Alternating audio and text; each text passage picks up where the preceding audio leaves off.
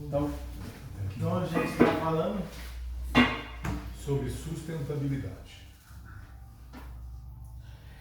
A questão teórica e as modificações que tem no sentido semântico, né, apesar das coisas bem no sentido semântico, para poder chegar melhor, mais leve para a comunidade.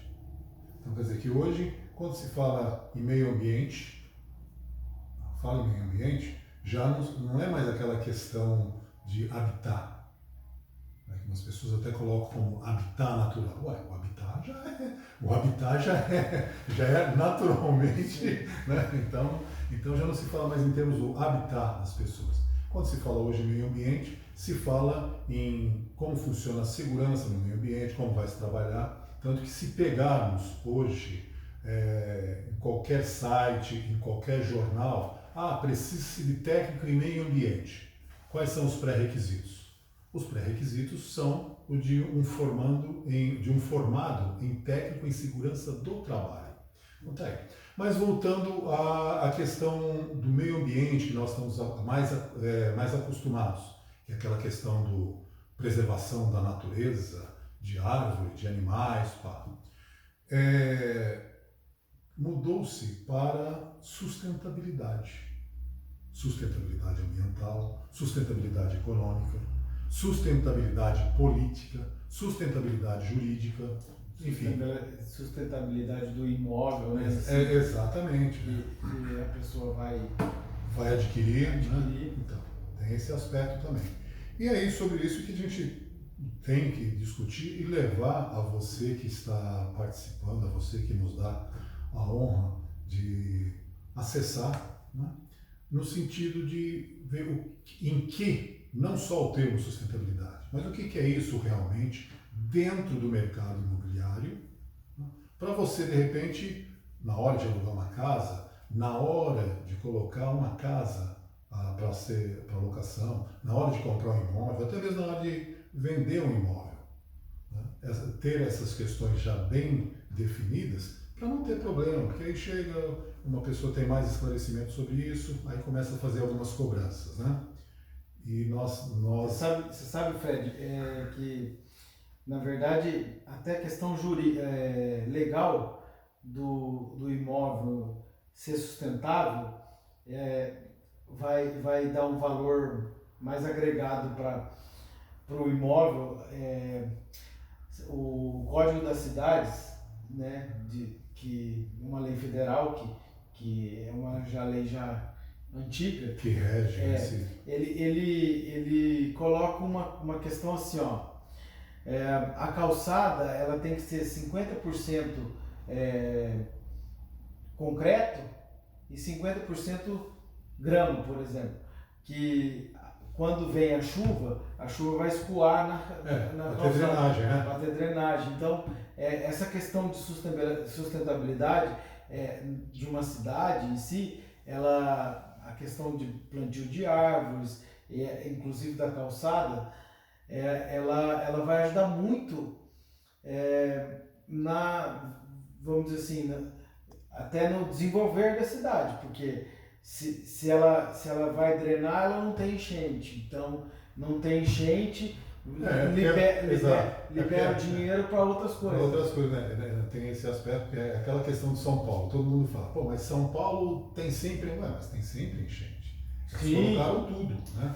E isso é interessante. Fecharam tudo, né? Isso é interessante que a gente observa, não é só em São Paulo, não. Não, né? Não é só em São Paulo, não. Eu me recordo muito bem aqui em Bandeirantes, no estado do Paraná, quando nós fomos contemplados com uma casa da Companhia Habitacional do Paraná, da Coapar.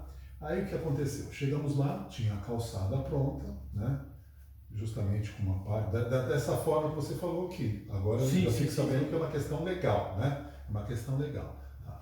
Mas aí veio pessoas mais do sítio e elas estavam assim, elas estavam assim, apavoradas com aquela questão da poeira, a questão, né? O que elas fizeram? Já chegou, já meteu concreto em tudo, né? Aí chegamos nos quintais, a mesma coisa, né? Concretou tudo. Chegou lá, Aí era engraçado porque na nossa, né, a nossa família optou por, não, vamos plantar grama, tem uma entradinha no carro, nós não temos como mexer na casa por hora, né, vamos deixar do jeito que está, inclusive obedecendo a legislação, que nós temos muito... não, eu falo com relação a mexer na estrutura, essas coisas todas, né, sim. que muita gente depois quer, não, mas por que não tem seguro, que não sei o quê, tem que observar muito isso, né. E aí eu plantei grama, e as pessoas ficavam assim, mãe, eu falei, eu simplesmente estou colaborando com vocês. Esse Fred é chato, não sei o quê. Não, eu estou colaborando com vocês. Sim. Mas por quê? Porque a hora que a água chega aqui, ela drena. Aí ela não desce direto para ir, porque é uma rua com um declivezinho, né? Um declivezinho. Aí, lá embaixo, enfim, aí tem essa questão, e é interessante você falar sobre isso em questões legais. Se você for, é uma questão cultural. Você pega as cidades aqui no norte do Paraná, que é a nossa região, ela vamos dizer assim, as ruas elas são menores, as casas são mais próximas, a questão de parques, de áreas que são destinadas A diversão, entretenimento são muito poucas. Então, você pega cidades já no Rio Grande do Sul, em Santa Catarina, que a colonização europeia já tem mais, vamos dizer assim, uma preocupação com isso. Você pega as cidades que vêm do norte, de Minas Gerais e São Paulo, que é a colonização de Minas Gerais e São Paulo. Mais portugueses, né? Isso. Já são umas coisas, muros mais altos. Então é uma questão cultural isso, né? Uhum. Então, e traz e acaba trazendo uma série de problemas, né? Que depois não se sabe, por que aconteceu isso? Né? Já tem aquela coisinha de que, né, enche a paciência quando você fala com a pessoa, né? Inclusive, até interessante citar aqui, tem um padre na paróquia São Geraldo, que ele é o seguinte, ele para sair da casa dele, do escritório, para ir até a igreja, tem que atravessar a rua, né? E a igreja tem um pátio aberto. Então, toda vez que ele sai, é o padre Valnei, toda vez que ele sai catando, ele cata a sujeira. Você entende? Tem um papel de bala, né? Tem um jardinzinho, que inclusive eu que sou responsável não pela parte de jardinagem, mas pela parte de cuidar ali, ver, né? Tem vai lá, pega, você entende? As pessoas, não, mas esse padre é assim, mas é porque ele faz a coisa não politicamente correta, é porque ele tem consciência do que isso pode ajudar. Porque de um papelzinho de bala, né, entra aquela questão da multiplicidade, né? Da multiplicidade. Aí quando chega lá embaixo, porque lá fica no alto, né? Mas quando chega embaixo, ali, que eles falam na baixada, né? Por que tem alagamento? Porque justamente entra naquela questão legal que você citou aí do Código das Cidades, né? Sim. Do Código das Cidades. Estatuto das Cidades. Estatuto das Cidades. Então, quer dizer, vamos cimentar. O Estatuto das Cidades é uma lei que não foi muito implementada no Brasil. Ela já é regulamentada? Então, ela tem algum regulamento, sim. Certo. Tem alguma regulamentação. O Estatuto das Cidades prevê, por exemplo, o IPTU progressivo, né? Se você tem um imóvel e deixa o imóvel, se você tem um terreno e ele está no mato, com o Estatuto das Cidades, a regulamentação tem que ser de município por município. Sim. Então, com base na lei federal, que é o Estatuto das Cidades, o município pode instituir o IPTU progressivo e começar a subir o IPTU a cada ano daquele terreno que está subutilizado. Nós temos aqui vários imóveis que há anos não tem locação, não tem nada, e o proprietário não está nem aí para uma limpeza. Na verdade, até aqui na frente do nosso escritório aqui tem um imóvel que tem uma família de gambá morando no imóvel. Então, quer dizer, fica esse imóvel aí parado, O proprietário não tem interesse de fazer nada e a prefeitura também não tem poder. Na verdade, ela tem, com base no Estatuto da Cidade, que é uma lei federal. Mas ela tem que instituir o IPTU progressivo, começar a subir o IPTU, o proprietário vai se mexer, né? E aí nós temos essa questão aí que ela é super delicada, né? Principalmente em cidades menores, e que eles não estão preocupados, porque é uma situação, que, como você disse, a questão cultural, isso também é muito cultural. Eu me lembro que quando eu cheguei em Bandeirantes, eu falei de uma determinada região, né? Eu falei, nossa, aqui é muito bom para morar, os vizinhos sossegados, e bem próximo ao centro da cidade, né? Uma vila, tá? Aí, né, na época, a pessoa com quem eu estava iniciando um relacionamento falou, não, mas isso é porque aqui só tem os donos, só os proprietários que moram. É um ou outro que é locado, né? Sim. Aí, mano, o que tem a ver? Tem porque o proprietário, ele está preocupado com o vizinho, porque ele quer valorizar o imóvel dele. Né? Ele não quer ter dor de cabeça, você entende? Porque para ele, ali vai ficar o resto da vida. Já o locatário, enfim, existem algumas nuances aí que são específicas e que não são cabíveis agora no momento. Mas eu acho que na verdade essa distinção tem e não volto a dizer, é cultural. É cultural, tipo, a pessoa que acha que o imóvel, esquece que ele está vivendo naquela comunidade, mesmo que o imóvel não seja dele, ele está vivendo naquela localidade, ele faz parte daquela localidade. Se ela melhorar, se a localidade melhorar, a qualidade de vida melhora bastante, né? Aquela questão que se o teu vizinho está bem, você vai estar bem. Vai estar bem. Então essa questão bem... E com relação à sustentabilidade, a gente tem que começar a se ater mais, né? Inclusive por questões econômicas, né? Sim. Questões financeiras. Hoje em dia nós temos questão de sustentabilidade. Nós temos a questão da energia fotovoltaica, né? Reutilização de água, reutilização de material. Especificamente dentro da rotina dos lares e dos imóveis, né, que são em atividade comercial, tem tudo isso, né? É a questão de como nós vamos utilizar a água, né? A própria água da chuva. Sim. Certo? Inclusive a captação, enfim, é uma série de fatores que estão implícitas, estão aí dentro dessa questão sustentabilidade, né? E em termos comerciais, você que está nesse mercado de imóveis, a questão sustentabilidade, o que ela implica ou influencia no comércio, na negociação final? Então, na verdade, hoje em si,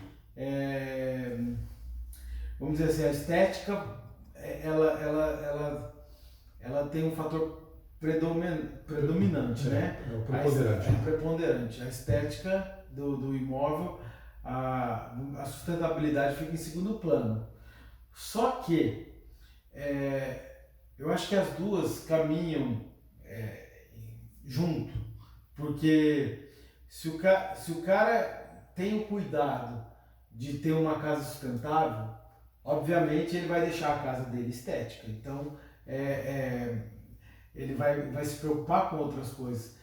Então, assim, obviamente que se você for mostrar uma casa para alguém que ela tenha energia elétrica, energia fotovoltaica e tenha tratamento de esgoto, tenha reutilização de água de chuva, você vai perceber que a casa também é bonita. Tem um aspecto externo mais interessante. Mais interessante, é lógico, né?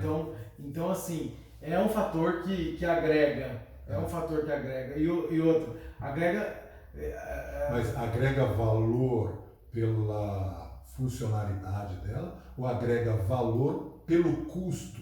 Porque aí nós temos também essa questão de sustentabilidade, né? Infelizmente no Brasil eles, né, costumam dar uma cutucadinha, né? A própria energia fotovoltaica, né? É caro. Então, é caro. Aí entra naquela ciranda, né, do mercado. Mais demanda, né? Não, mais oferta, mais barato. Mais demanda, mais caro. Seria por causa da demanda? Precisa de eu acho que precisa haver um pouco mais de incentivo do governo nesse ponto, porque assim, premiar, assim como a gente estava falando lá da questão do Estatuto das Cidades, que vai premiar... Vai cobrar, né? Vai cobrar para que aquela pessoa tenha pelo menos uma coisa Isso. mais arranjada. No caso, por exemplo, você pode pagar melhor para quem fornece energia elétrica para a rede comum, né? Ou pagar melhor quem tem um tratamento de esgoto. Quer dizer, isso talvez falta um pouco mais de incentivo, de foco da entidade governamental, né? Eu acho que falta um pouco mais de foco nesse ponto. Obviamente que se a pessoa não joga os detritos, dejetos dela na rede comum, ela vai facilitar o tratamento do restante, né? Então, a coleta desses resíduos, né? Que aí, no caso há uma especificação que são os resíduos sólidos, os resíduos orgânicos e tudo mais. Né? Aí em termos de semântica, né? Isso. Então assim, se você consegue tratar os seus resíduos, você não coloca isso para a rede pública tratar. Então, obviamente, a rede pública tem que te premiar por isso, né? Porque daí vai sobrar mais recursos para utilizar em outras áreas. Uhum. Então, eu acho que tudo isso, na verdade, essa cultura, eu acho que é uma cultura que está nascendo, tá bem presente, é uma cultura que tem que eu acho que isso que a gente está fazendo aqui, de conversar, de falar, de demonstrar que é importante, vai ter resultado lá na frente, né? Mas só que aí eu vejo uma questão, Michael. A questão, nós falamos muito em cultura, né? É cultural.